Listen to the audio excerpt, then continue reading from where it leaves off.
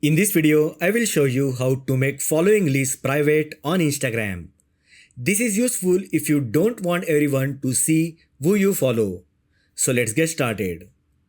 First open Instagram app on your mobile. Now tap on your profile icon at the bottom right side. Tap three lines in the top right corner to access settings menu. If you are using professional account, you need to switch it back to personal account because Instagram doesn't allow professional accounts to be private directly. To switch the account to personal, scroll down and tap account type and tools. On account type screen, tap switch account type. Select switch to personal account. Now tap switch again to confirm.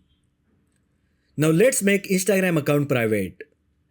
To fully hide your following list, go back to settings, tap account privacy, next turn on private account.